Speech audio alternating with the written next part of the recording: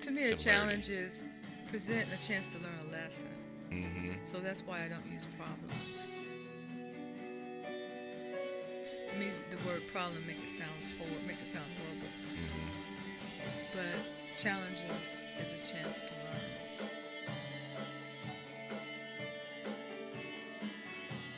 And we're live with Giselle Terrell from Dayton, Ohio.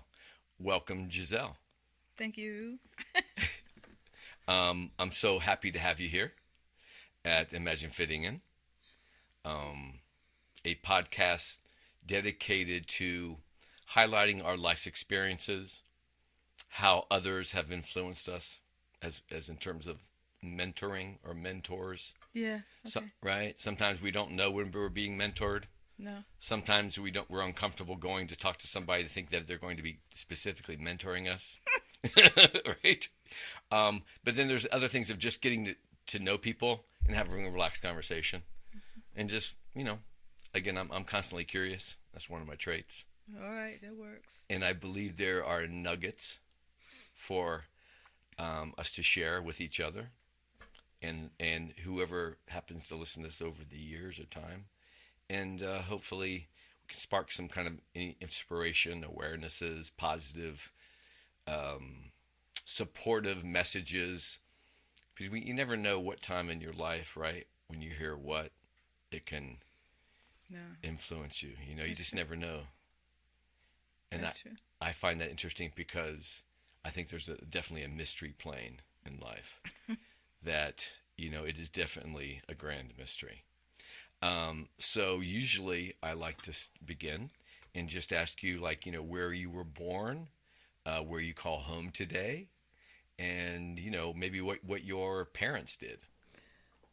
Well, I was born in Dayton. I'm still in Dayton. Nice. And we love it here. Well, I guess I call it home. Okay. My mother worked at the base, and my father owned a, believe it or not, radio and TV shop way back in the day. Now there's two things I'm intrigued by. That fact and you calling it a shop. Mm-hmm. So, okay. So tell me more about... Well, they don't have them anymore. Right. But he owned he was actually one of the first African Americans to have a business, Murphy's TV. In Dayton? In Dayton, yeah. That's just awesome historical information. But, a lot of people don't even, because there's nothing like that anymore. Right. In terms of the shop that he had? Well, TVs. I mean, if your TV went out, you called a serviceman, and the serviceman came to your house and fixed your TV. They don't do that anymore. I think most people just dump their TVs on the street. We're both showing, me acknowledging you just saying that, we are acknowledging our ages. Yeah. And kids that you're listening out there, I had a conversation just last night, and I mentioned the word phone book. And the young lady said, she giggled and said she was respectful, and she acknowledged the fact that, I've heard of those. So go on, tell me about your dad's shop specifically. It's interesting. Well, there's not a lot to tell. He had the TV shop, and he had it for quite a few years. And like I said, they would deliver, and they sold TVs. And they would deliver them, of course, and then they would go to people's houses for what they call service calls, which are a dying thing now. Right. But he did that. That's what my father did. Okay. And like I so said, he literally started the place, owned and operated, and he was a distributor and all that. Did he have hired technicians, or was he skilled like a technician as well? He was a technician, but he hired technicians. He had two other techs that I can remember. Mm-hmm. But he fixed them too. But he spent most of his time administrating. But he was a tech too. I think he fixed some of the TVs. Right. Well, you have to be, as administrator, right? You have to be knowledgeable enough to know when somebody's not doing their job or not. Right. Or can do their job. Right. So that fascinates me. So when you say the shop, so the TV, they sell anything besides TVs? Radios. TVs and radios? TVs, I'm trying to think. TVs, radios, and that's about it. Murphy's, you said? Murphy's TV. And Is that your dad's last name, Murphy? Murphy. Okay. So people that have been here would probably, especially in West Dayton, will know. Okay. I think it was on Delphus. Okay. But it was Murphy's TV. And what years would those be? Oh, Lord. I don't remember.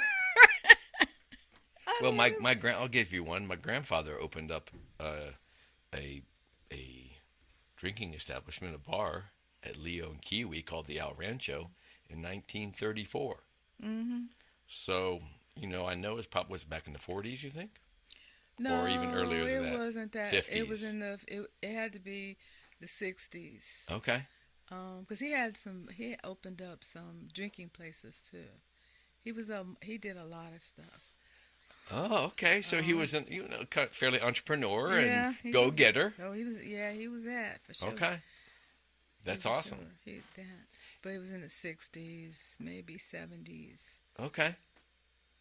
Yeah, around there. It wasn't in the 30s. Okay. Yeah. Okay. And so let me ask you, was your mom a homemaker, or no, what was she into? She worked at the base. Oh, that's right. What was she into at the base? I don't really remember. I think she was a quality person or something. Was she a civilian or contractor? Civilian. Nice. Civilian. She worked there for years. Okay. Yeah. Is that how your mom and dad met, or how'd they meet? Do you remember that? Do you know that story? I don't know. Okay. I don't know that story. Okay. Okay. That's neat, because the base, my father worked out the base. We'll ignore that guy. My dad worked out the base for years, I believe, from, I'm guessing, I believe it's around 61 till 78, something around there, or near in the early 80s. I apologize for that guy there. All right. All right. So then, where did you go to school? Well, I started at Westwood, then Jane Addams. Okay. And Patterson Co-op. Well, fellow alumni. Oh, really? Who? Yes. Well, it's a Patterson Co-op. Okay. I graduated in 81, but go ahead. Tell me more. Yeah, I was there. And then I went to college. I've been to so many colleges. Okay. Wright State. Nice. Then I turned back around, left there, went to Sinclair and got my MHT degree. Been Sinclair a couple times? Sinclair is an awesome place. Isn't it? Yeah. You are the second one in a row. My last guest, Christina Rosier Phillips. I got that right, Christina. Yeah. We were like tootin'. Yep. We love Sinclair. I like Sinclair. It was great. Of course, then I went to UD. Okay. Social work, and then back to Wright State. And then I got my doctorate from Union. I'm sorry, Capital. It's Union. I went to Union. Okay, now I just have to apologize to listeners and to you, because I have Ms. Dr. Giselle Terrell. Mm-hmm. You are the first doctor on the podcast. Thank you very much. Oh, thanks. I feel like I've just now taken this podcast to a whole another level. Oh, please. Oh, come on. And because we know how important labels are. Yeah, well, yeah, labels are. The proof is in the pudding, right? Mm-hmm. As my mom says up there, which you met, the cream always rises to the top. There you go. Right? So, when you talked about Johnny's Patterson, do you remember any teachers, do you have any early memories of the teachers at elementary school or high school? I didn't really anybody that grabbed your attention? I didn't really have good luck with teachers because I was a slow learner. I learned differently. Okay. And at that time, the teachers, they just didn't bond. I just didn't bond with any of them. Right. Really. Trying to think. Now, was this an awareness at that age, or when did you come about to understand I didn't really find out that I had learning differences until I went to Wright State. Okay. So I was all the way, 18, 19. Mm-hmm. and then they figured it out. Okay. So I struggled all the way through school. Yeah, and they just so I obviously I didn't spend that much time talking to the teachers, and I understand. they were basically when I got in fact at Patterson, they used to talk to you about what you were going to do when you graduated. Your vocation. Right. I don't know if they do that anymore. Well, it's closed now. It's I know demolished. Patterson is closed, but I mean Yes. the school's period. Yeah. They told me to be a hairdresser. Well, that wouldn't work. Look at me. Okay. Hey, I'm going to show you a picture after we're done of my girlfriend. So you guys are going to bond for sure. Or be a nurse. They told me to be because at that time those were the easier things to do. And just kind of said, okay, this is a route. Well, there's two ways of looking at it, I think, right? I mean, wait, are you just disregarding me, or are you justifiably giving me a base to start, right? To just kind of start and have something. Do you follow me? So they is throwing out there just as approachable. So in their mind's eye, maybe that's all they had to give as teachers, or they're empowered with. So I mean, it's almost, to me, it's almost like how we react when we get information, and sometimes we can be a little when we don't know everything. Anyway, my point is I'm with you. I didn't realize and come to comprehend and understand why all of a sudden I started having problems paying attention in school. Mm-hmm. But I was a sharp kid. I had a sharp tongue, even sharper tongue, and was always, I was never in trouble. I was the one I'd put in comic relief just here and there, try to. And I ended up being, I had one teacher that was a teacher's pet. Yeah. But anyway, I understand when you say that, like, it was nothing. Some of them just wasn't clicking. Now, when did you? Let's go back to that awareness. When did you have that awareness? Like, oh, I was not offered. Like, were you thinking, wait, was I not offered the ability to have somebody kind of connect with me on my level or where I was at, or your capability, the lacking capability? When did you discover and make that realization, like, oh, I just maybe didn't have the person understanding me? I'm trying to think.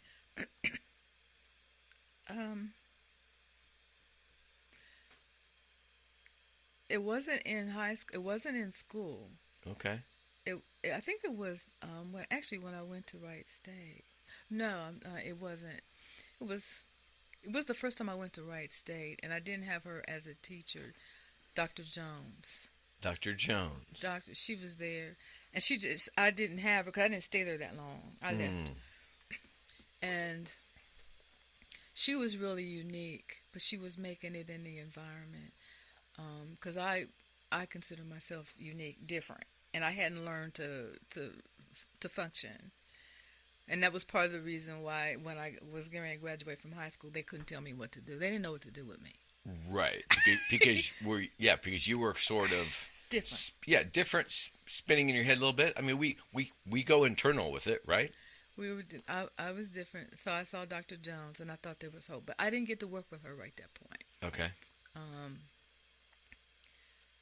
And it actually, to be honest with you, the person that helped me the most wasn't until I took my first serious job. Okay, well, what was that first serious job? And tell us about how somebody helped you. I got hired as a parole officer.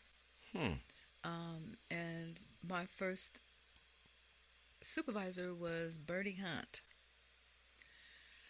And she was amazing. So, what captivated you? She just I don't know how to explain it. I was I had really poor social skills, so I didn't know how to talk to people. So I would say inappropriate things, and I had this serious state job. And she said, "Giselle, come in my office. I want to talk to you for a second." And my skills were so bad that the first week, the second in charge sent me a nasty note and basically wanted me fired.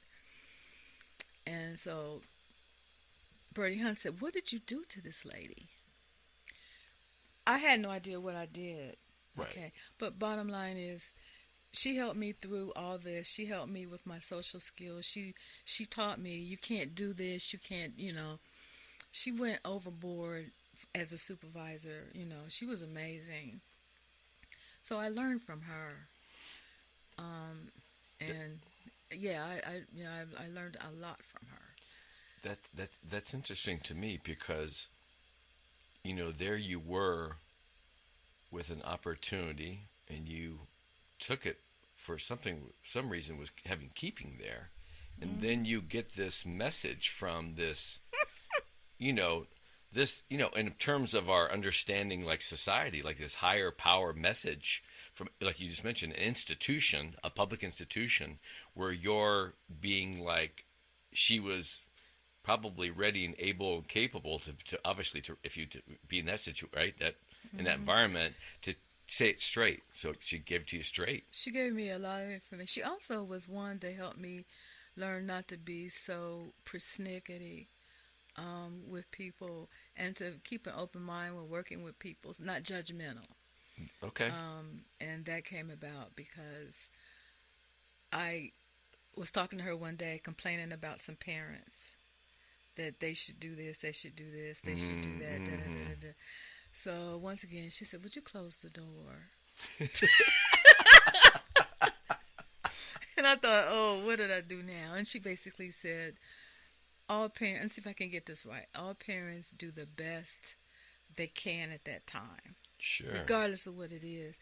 And right. You don't have any right to be so judgmental. Right. And I saw that as true. That they may be doing crazy stuff, but they're doing the best they know how at that moment.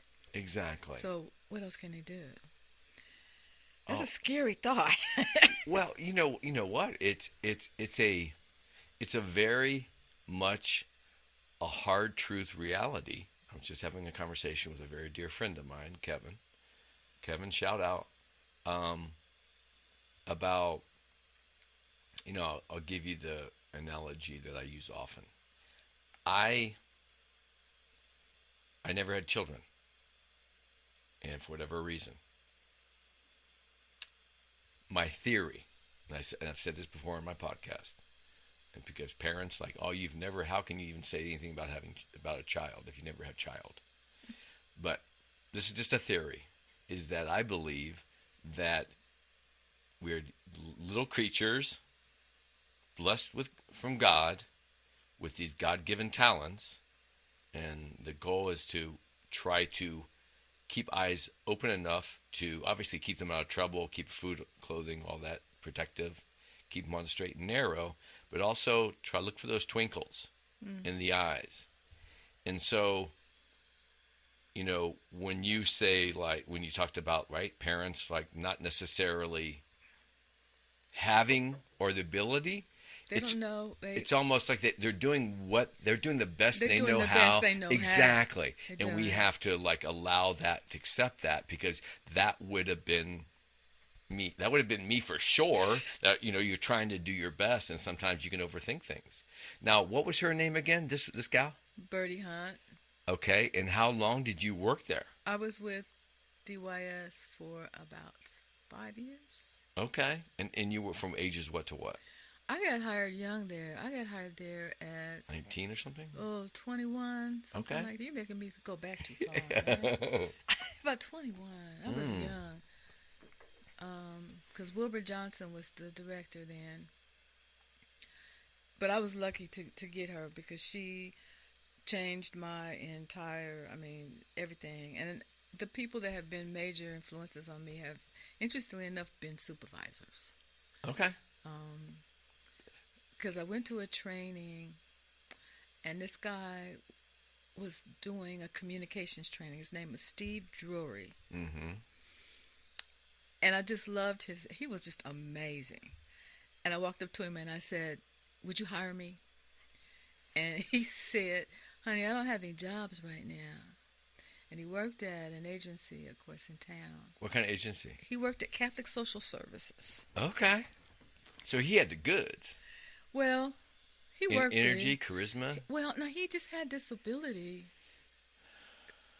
to cuss you out and be nice, and you felt great, but you got the point. I mean, I couldn't. I mean, I don't know how he could do it. Okay, so for you youngsters out there, cussing means improper language. He could tell you something horrible. Yes. And you wouldn't feel bad about it, but you got the point. And I'm like, I mean, it was a skill. His gift from God. His gift. Well, that, and he had a lot of training. He was really known at that time for learning communication. This was this during you were working the other job that you met him? I went to a training. Nice. Oh, nice. Okay. When I was working with DYS, and I met Steve. And I kept following him around every place he went. He had the goods for you. Oh, man, I loved him. He was brilliant. But anyway, I ended up working there. I left DYS, went to work with Steve, and he says, I can only give you a part-time job. So he says, you're going to have to work for another person. And so... Did you get nervous? Well, I wanted to know who's the other person. Yeah. It turned out another amazing supervisor. There you go. Pam Finn. Oh, my gosh. See? Listen, remember when I opened up, sometimes we don't even know we're being mentored. And when that happens and get thrown into the world... So I know that in my 20s, I had this theory in your 20s, you don't know what you want to do, okay? But you use those 20s to go taste and touch and explore, experience, and I believe by the time you're 30, if you know what you don't want, you're doing really good. Well, so you're at least not chasing down rabbit holes, and you might have an idea of where your direction. Now, would you consider? Is it Steve, the guy Steve? Mm-hmm. Would you consider? What's his last name again? Jury. Steve Jury. Shout out to Steve. This is all about.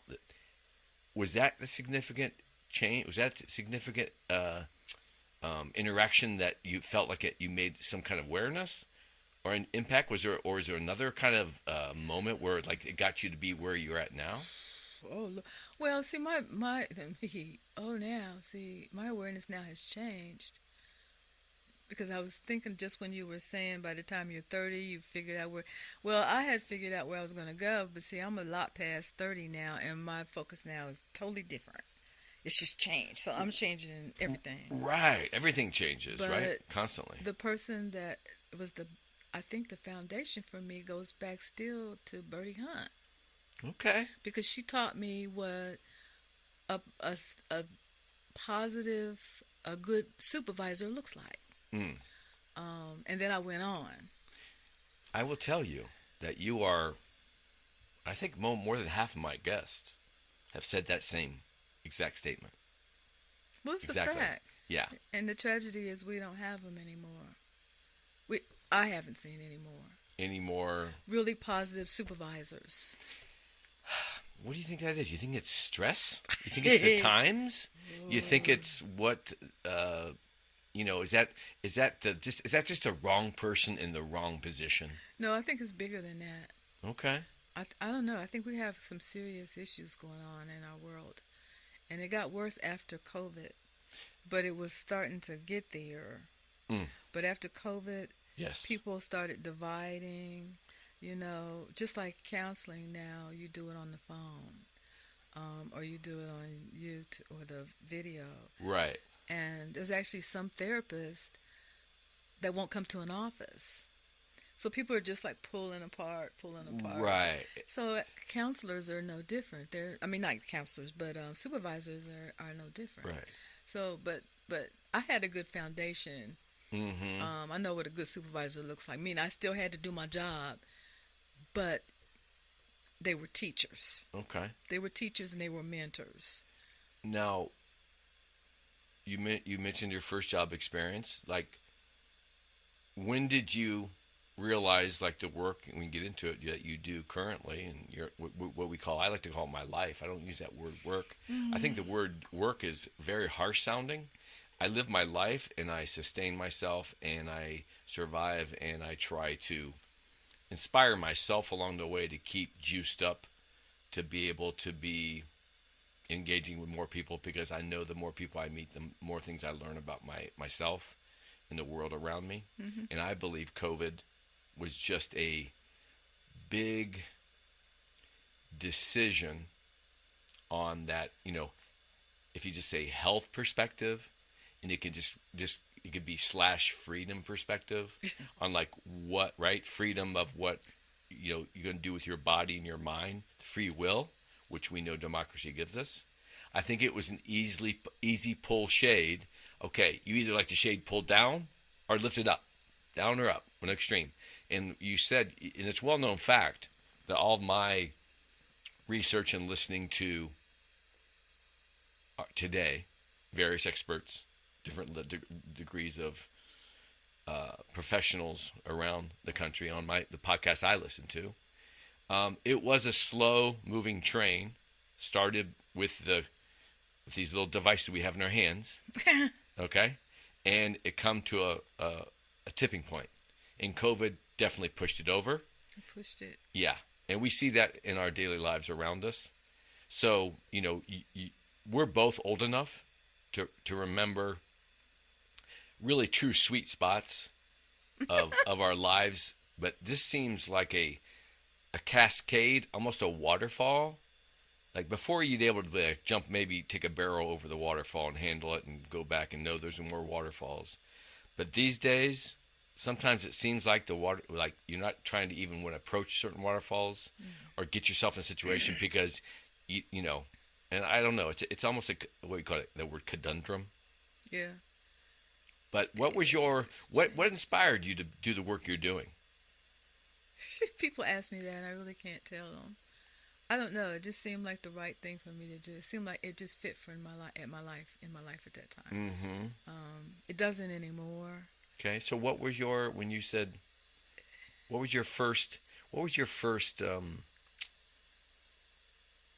commitment to a job that you felt like you were like, oh wow, I'm here, I'm doing something, I'm getting paid? Okay, now you're not gonna believe this. Before COVID, I started doing pet sitting. Okay. And I loved it. I went in people's houses and took care of their dogs. Oh. I retired early, and I just, they would give me the keys, and I would just go in and let their dogs out. Sure. And I loved it. So, and that had nothing to do with counseling. But that was something that I loved doing. I also found out I love the gym. Okay, well that's kind of how we, come across my past. My listeners know and are learning more about me. Physical fitness, right? I love physical fitness, and I didn't used to, because at one time I weighed 300 pounds.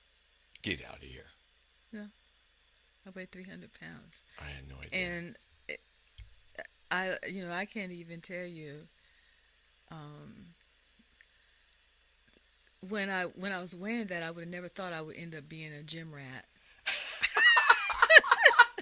I love that you call yourself a gym rat. But I'm just, That's earned.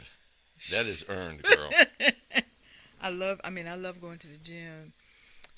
But all that experience changed how I saw my life choice. Like, I've done counseling and social work. And when I started going to the gym and doing physical health things, being physically healthy, working even with herbology. Okay. It just changed everything. Oh, you're going to another level. Yeah. Okay. I listen. I'd like to have you back just to talk about herbology. But that being said, hon, this is one of the reasons why I have you on the podcast. Well, number one, and there's been multiple guests I have that I've met through my career and what I do, my passion, which is fitness. Mm-hmm. My essence, I'm an artist, as you see. As all my guests look around here and they see my endeavors and my forms of expression, right? And your body temple is a form of expression when you walk into a room. Mm-hmm. When that energy in that position, and I'm mentioning, I like,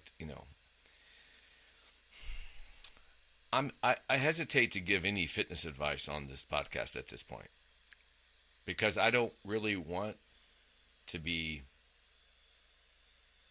assuming anything about anything that I know about my 32 years in the fitness industry.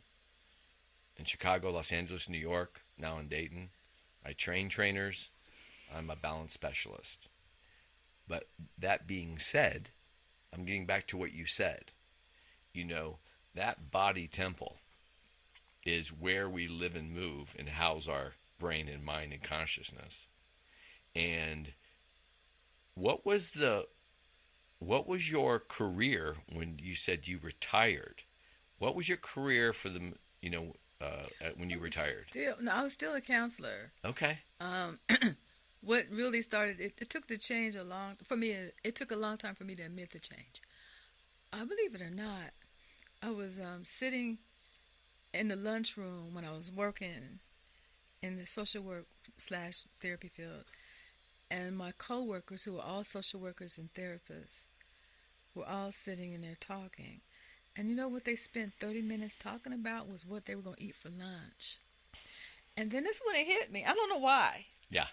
I'm like, and they were all overweight, including me.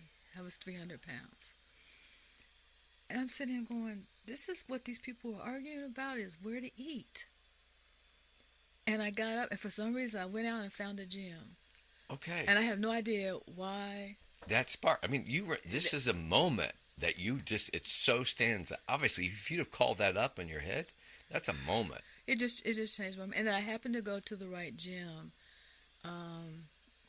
that was willing to motivate me. And then when I started seeing the weight loss, mm-hmm. and I don't even know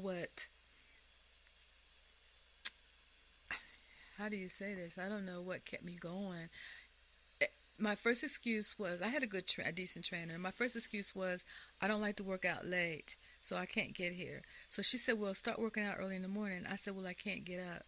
She says, well, I'll tell you what you do. Put alarm clocks all over your room. Get up. And you'll get up. So anyway, I started getting up at 2:30 in the morning and going to the gym. And then because I was coming there early, they started opening the gym for me. Mm-hmm. But anyway, that started That's wonderful. I just happened to, and I've been to several different places now. Okay. And of course, I'm now where I know you from. Over there, yeah. You're the best. You're like the. How does a social worker fit for you? It's fitting for you for quite many years. It's fitting, and then I tell you also what changed it. In my treatment plan one time, I put that I wanted the client to go to the gym and what I wanted the client to do. And the director, the supervisor, said that has nothing to do with social work and counseling. And I'm like, what? So, and there's still therapists it's changing. But there's still therapists and social workers that don't see how the two should go hand in hand. I do. So that kind of pulled me away from the counseling a little bit. Now, what? I'm curious. What year was that? You think roughly? It was a while back. Like in the early 2000s?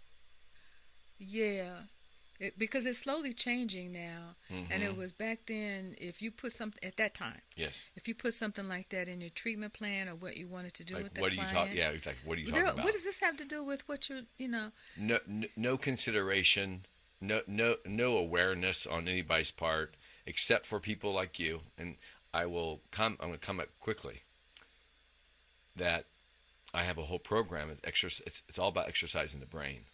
Mm-hmm. And the studies have been out since the 70s. There's a wonderful book that I would highly recommend to you. It's by a guy named Dr. John Rady, and I'll share the information with you. And he wrote a book called Spark. I've heard of that book. Okay, it's Spark Exercising the Brain. Well, that whole Spark book was written about two gentlemen's journeys, school high school coaches in Naperville, Illinois. Shout out to Paul Zintarski because he's going to be on. Paul, I'm coming for you as a guest, and his late partner Phil Lawler, and these two guys. That whole book was written on their work. Cool. They've done some amazing studies. We'll have to. I'll share a PDF with you with some information. Anyway, it helped me design my entire education program, which I've been trying to sell and get out there to the school administrators, because it is the body temple. It is the mind-body experience. A body in motion stays in motion, and you have to take care of your temple. And then there's proven science to show that movement related to concepts and learning and socialization and dopamine and all these neurochemicals that come out released in success. They were so successful at their school that people came from around the world to do documentaries on them. So the amazing stuff. But now, that being said, when you had that awareness, you're trying to put it on your. So then, what happened from that? You retired at the same place. Where were you working again? No, the Catholic? I didn't retire. When I realized that when I was losing the weight, I didn't retire at that point. Yeah. I went on because it was also a little bit of denial, minimizing. No, this couldn't be. No, this couldn't be. No, this couldn't be. It took me a long time. Okay. And so I didn't retire at that point. I kept trying to stay in the field, going against what I believed and it took me, and that's why I said when I got older, I'm like, you know what? Finally, enough is enough. Enough is enough. Yeah. And I started meeting enough people at the gyms because I like the gym that I go to now, and that I can't go back. I can't go back to the old way. I can't go. I mean, because I even actually was in I love not bodybuilding, but strength training. Yes. And this goes against my nature, but I was in a contest. And I heard, continue to share. I heard your story. It's amazing. But it's amazing because if you knew me, it's even more amazing. That's just how much work I had done internally. But anyway, I was in the contest, and it was an amazing experience, and I won. You go. What was the contest? It was strength training. Yeah, but was there a sponsor, a local Well, it was held at just the Vandalia local gym. Okay, at a local gym? Yeah. What is that gym? I can't remember what the name of the gym is called right this second. Okay. What year was this that you won? It was just a year ago. Did you win best in show, best in age group, No. or how'd that work? When you do a strength, they divide you by sex and age. Right. So I won best in my sex and age. Nice. But I was surprised because it was the first show I'd ever been in, and I go girl. I'm an introvert by nature, and so it went totally against me. Did you have to learn how to pose and everything? That's bodybuilding. Okay. No, in strength training, you have to do you do 3 moves. The work, yeah. You do the bench press. Power lift. You do the squat, it's power. And then you do the deadlift. Yeah. And of course, you have to. You don't pose, but you have to have. Oh yeah. Okay, gotcha. So I did that. That's real strength contest. Yeah, I love the strength contest. Yeah. Bodybuilding is a whole nother animal.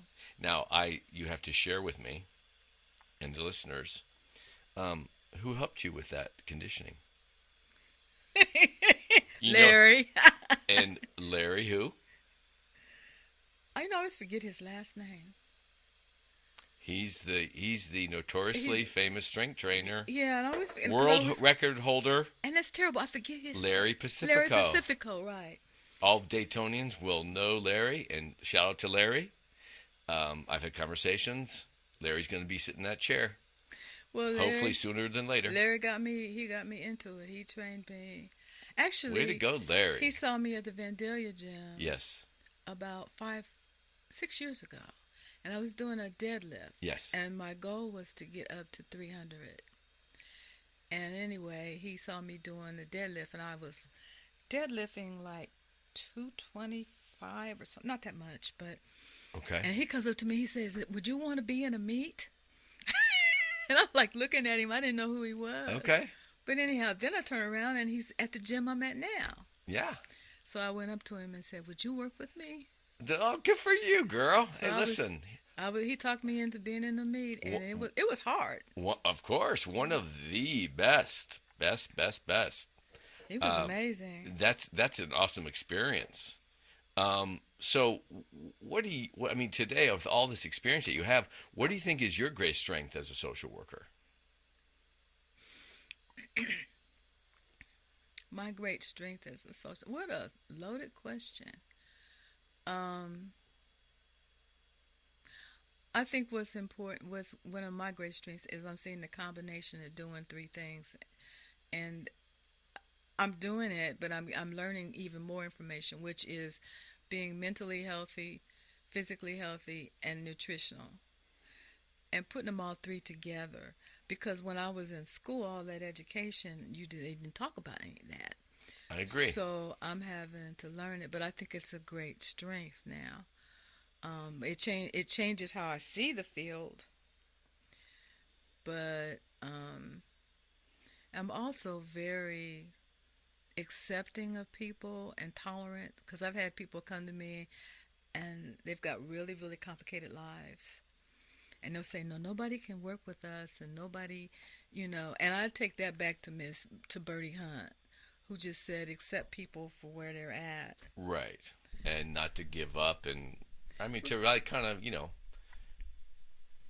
try to get through and turn that negative to turn that negative energy into a little bit more potential positive. As long as people aren't hurting anyone, they pretty much have the right to live their life. Free will. The way they want. Exactly. So I'm not going to judge them. Right. I might listen to their story and go, "Oh my Lord," but I'm still not going to judge them, and I'm going to do the best I can by them. Right. Well, you said it right there. I mean, those three foundational things that you suggested, a person can go in deep into each of those three foundational things. But in that perspective, you still have to kind of like know where the mountain is first, right? To then decide what slope you're going to go up. You never look at, you're like, okay, there's my goal. But there's multiple slopes, and then once you go, oh, this is going to be the easiest first slope. And then you get to the next point, like, wait, I'm still trying to get to that next portion. And then now I have to go to this, I have to go, maybe sideways or back down to go back up. And I think, I think it's a powerful thing. And, powerful. And you, from your set of experiences, what I've learned today so far, learning about Giselle Terrell's story is, hey, you're a fighter. Yeah, I'm a fighter. I am that. And sometimes there's silent killers. There's a reason why they say silent killers. Was there ever a time in your career like you felt like you went above and beyond your duty as a social worker? Did you have some experience? I mean, it could be a Jane Doe or John Smith story of any kind of situation where you, like, I don't know, stands out to you in your memory of your career?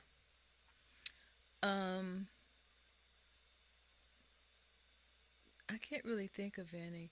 I'm a boundary person. Mm-hmm. So I'm not kind of social worker to, like, I'm going to do everything I can for the person within boundaries and what I'm supposed to be doing. True professional. Because I think that hurts people when you start going over. Now, if somebody, how to say this, if someone needs something and it's a little off kilter, say like they called me after hours or something. Right. I'm going to talk to them, depending on what it is. Okay? Right.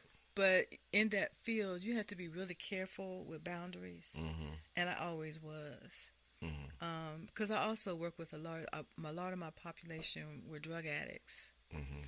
And that's a challenge for people that have that, especially dual die, is boundaries. So I can't tell you any remarkable, okay, stories. At least I can't think of any right now. Well, you're to me, you're highlighting your level of professionalism, and you're caring about the, the kind of the process that takes place and that's there supposed to be for, obviously, hopefully, the people who could benefit or need it. Well, I think that that's important to do.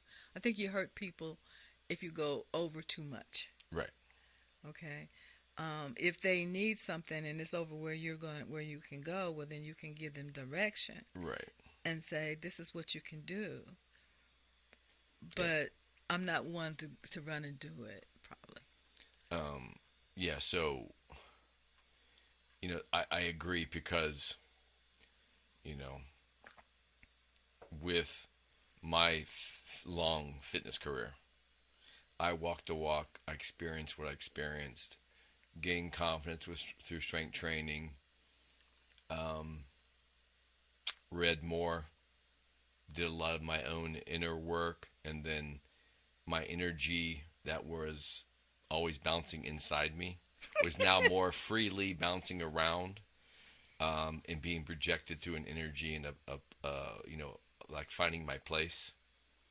And I offer people a bountiful looking basket. I try to make my basket of knowledge and of fitness, and I never go anywhere that I'm not qualified to go. But I try to make everything that I have very approachable. I try to put in layman's terms, but I do try to make it very colorful and attractive. And I don't shove this basket of offerings to you. I just put it in front of myself and say, there's a reason why the client is in front of me. They've come to think that I can possibly assist them in their journey. I don't like the word help. I think assisting on the journey, right? Or like a fellow traveler. You sound like helped. I don't like the word problem. Okay. And I don't use it. I'll use challenge. Yeah. Situation. we have continuing changing situations, right? So getting back to is like, if I can create a basket of you like, wow, I feel comfortable coming in and grabbing something. There's more here. But I'm not going to force anything. And I have to respect that boundaries I'm doing it on a right, a physical plane here with your example, but it's on a psychological plane that represents to where you have a sense of I don't talk much about my personal self to my clients. Now, fitness is different, a little bit different than your whatever. I mean, it's because we have such broad. There's just such a broad spectrum of openness that the kind of work you do has got a little bit more. There's more restraint. So the physicality, with thoughts of, when people tell me more about them, or they ask me like, what do you do? And I'll honestly tell them what I do. But I'm not saying this is something that's going to fit you. Right. It's just an example of sharing, right? We're on this same journey. So when you, what stands out to you? Like, what a good mentor, or like you're doing now? What kind of work? You said you're retired. You did the strength building contest. Well, I did. I'm back into the mental health field, but I'm working on building my own business. Okay. Where I have all three involved, which is the physical, the nutritional, and the mental health. Nice. Have you launched the company? Well, it's just called Giselle's Coaching. I just do the coaching because once you have to be cautious. You can't call yourself a counselor. Right. You get in trouble. No, I understand. But anyhow, yeah, I've launched it and I started working with it. But I also work at another agency as a therapist. Okay. But my passion is physical health, nutritional, okay, and the three together. Those are my passions. Right. So you have what I call that your fitness cocktail, your wellness cocktail. Yeah. Shaken not stirred, no ice or ice. Do you want extra olives in that? And thinking about all those ingredients, those three ingredients you talked about. And it's very particular, and sometimes I want mine chilled. Sometimes I want it room temperature. And, and again, it's just an example of how uniquely individual we have to we have to adapt. And I think that's one of the most powerful things that I've come to realize is that the more at first I was all concerned, I was confident, but I was concerned that I was doing a good enough job. And I was almost being an overachiever, sometimes maybe with too much information. I realized I had to put it in layman's terms. And then I realized that, Greg, more quiet, more listening, more acknowledging with successes than challenges, and build on that and let when you say challenges? I say challenges. Yeah, challenges. Let the challenges present themselves, and slowly, right, we take those 3 areas that you just talked about, indirectly through example and stuff, because people are inspired. There's a reason why you love your current gym. Mm-hmm. There's an energy. There is there's almost like it's almost going in and feeling the aspirations that are like permeating or bubbling or percolating in the works. Right. Well, while we all take these changing, right? So I always find it interesting that challenges is some almost near like challenge. There's a lot of to me, a challenge is present a chance to learn a lesson. Mm-hmm. So that's why I don't use problems. To me, the word problem make it sound horrible. Mm-hmm. But challenges is a chance to learn. Mm-hmm. Exactly. So when you've described your love of, right, exercise and movement, what if you were to go into any greater detail, like give an example of your nutrition? What was like a major awareness or a thing you do now that you didn't realize the power of it in terms of like nutrition? I'm just curious. Whoa, that's a loaded question. Well, this is just what you do, right? What you found.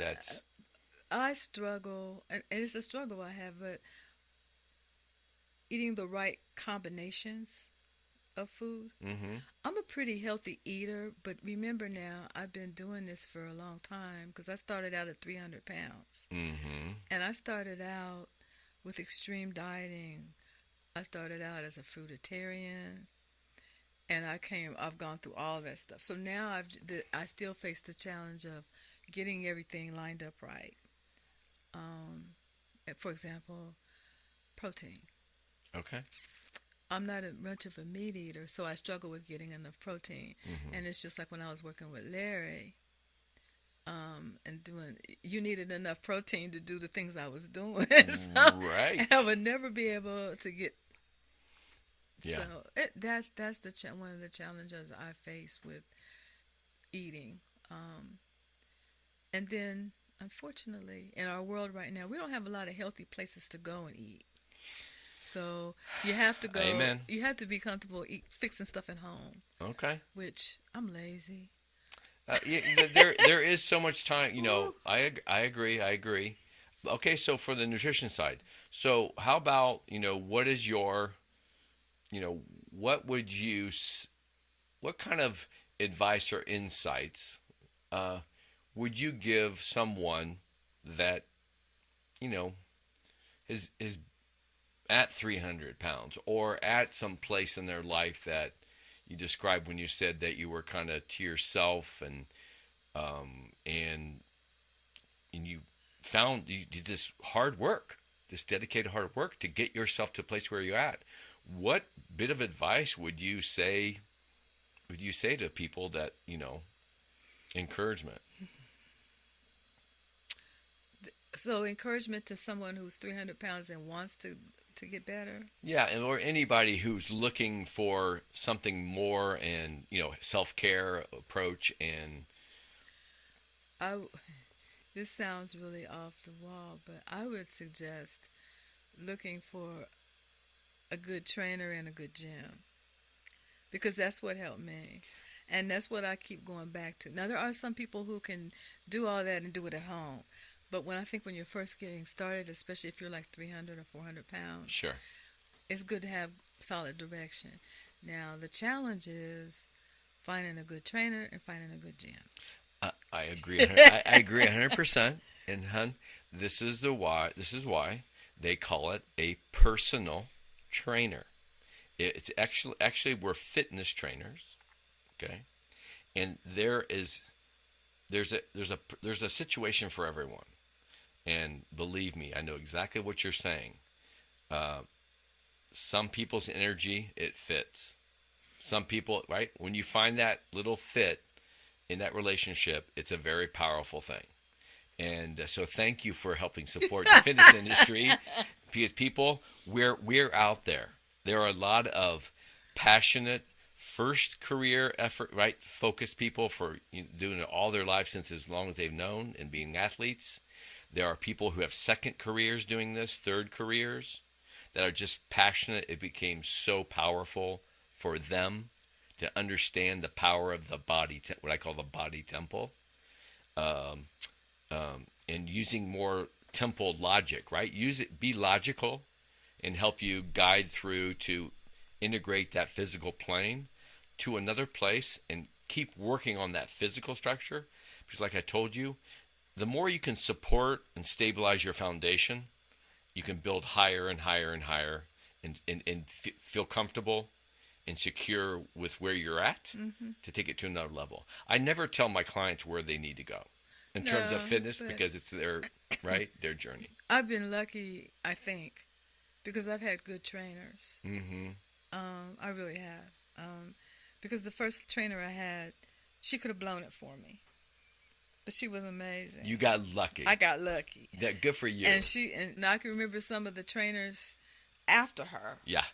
You know. That with timing wise, and like I told you, I've been lucky. I've had all the trainers I've had. They're into nutrition. They've just been amazing. Absolutely.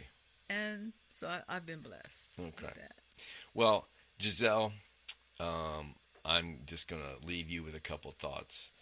Number one, watch for my podcast with Paul, because I'm going to be working on getting him here. The book Spark is an amazing story. Two guys that are took out of the box and dedicated their lives to making something that was, like you said, right? When you tried to put in something into your syllabus and the administrator said, no, we don't do that here. Well, change is good. And often most challenges require change. So I commend you on your accomplishments. Thank you. I have been honored to have you. And I'm sure the listeners appreciate your time in your story. Imagine Fitting In is all about mentors, healthy lives, and community. And so I hope to continue to bring this kind of stuff to the people. Again, I thank you so much for your time. All right, thank you. And I'll look forward to seeing you at the gym periodically. Yep. And stir it up. All right. So thank you so much. And we'll see you next time. Okay. Thank you. All right. That's it, kids. See you next time.